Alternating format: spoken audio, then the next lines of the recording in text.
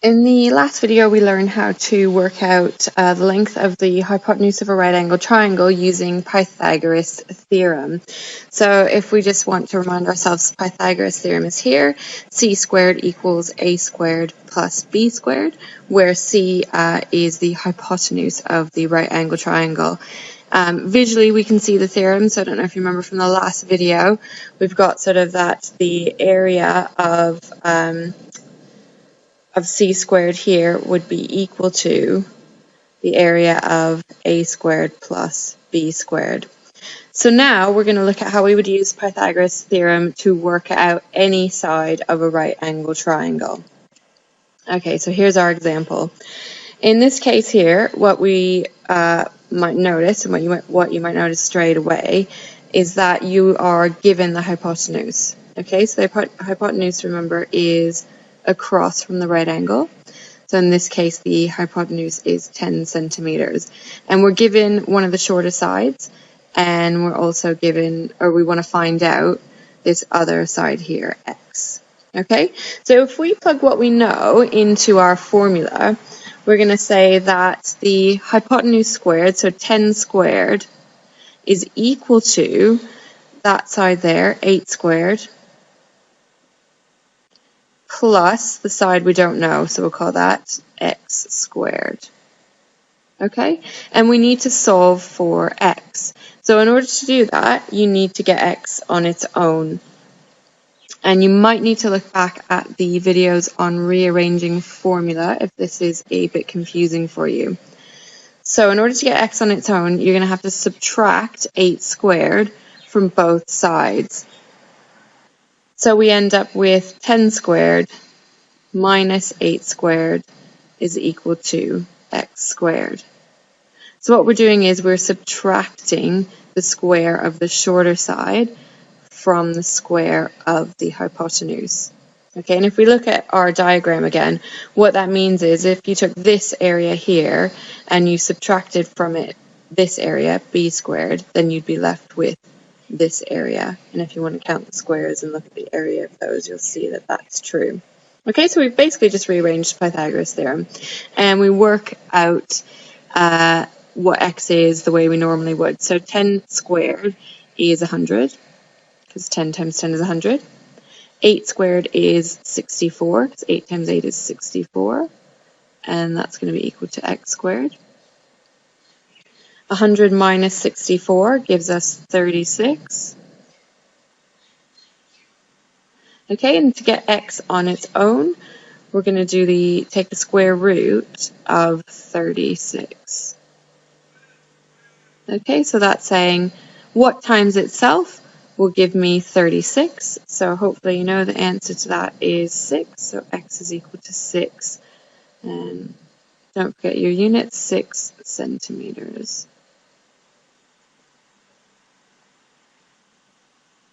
Okay, so just to recap, if we need to find out one of the shorter sides of a triangle and we're given the hypotenuse, we're always going to do the hypotenuse squared. So the hypotenuse squared minus whatever side we're given squared, and that's going to give us the other side squared. Okay, let's try another example. So in this case, you are not given the triangle, you're going to have to draw it yourself. So you're given that angle A is 90 degrees, AB, so the length from A to B is 15 centimeters, and BC is 30 centimeters. So what we want to find is the length of AC. So we'll start by drawing this triangle out. So you can draw it kind of any way you want. So here's my right angle triangle. Okay, and we're told that angle A is 90 degrees, so this must be A here. Okay, from A to B is 15 centimeters, so if I call that vertex B, then the length there is 15 centimeters. And then this must be C, and the length from B to C, so that length there, is 30 centimeters. So the side we want to find out is AC. So if you'd like to try this one on your own, you can. Otherwise, you can follow along. So hopefully you've noticed that in this question, we're given the hypotenuse. Remember, the hypotenuse is opposite the right angle. So we are going to use the formula that the hypotenuse squared minus the other side squared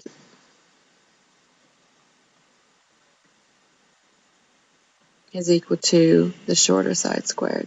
Okay, so what this means is the hypotenuse is 30 centimeters, so 30 squared minus this side, so 15 squared, is equal to a squared. And in this case, a, we can just call a this side here. Or you could have called it AC. It's up to you. 30 squared is 900. And 15 squared, so 15 times 15 is 225. When you subtract those, you get 675. And to work out a squared, we need to take the square root of 675.